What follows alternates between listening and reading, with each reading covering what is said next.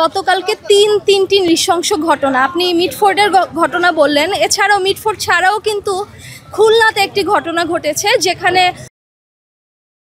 সাবেক যুব দলের নেতাকে গুলি করার পর পায়ের রক্তে হত্যা করা হয়। তারপরে কুমিল্লাতে ঘটনা ঘটেছে, যেখানে মসজিদের ইমাম, যিনি কোনো রাজনৈতিক ব্যক্তিত্বই নয়, তাকে জাস্ট খুতবা পছন্দ হয় নাই, গিয়ে মসজিদে গিয়ে তাকে তার উদ্দেশ্যে করানো হয়, যদিও মানে লাকিলি তিনি এখনো সার্ভাইভ করেছেন।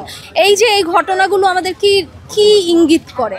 অত্যন্ত দুঃখের বিষয়, গণ অভ্যুত্থান পরবর্তী সময়ে আমরা দেখেছি 1 বছর পূর্তি হলেও দিনকে দিন এই দেশের আইন শৃঙ্খলা পরিস্থিতি দিনকে দিন অবনতির দিকে যাচ্ছে।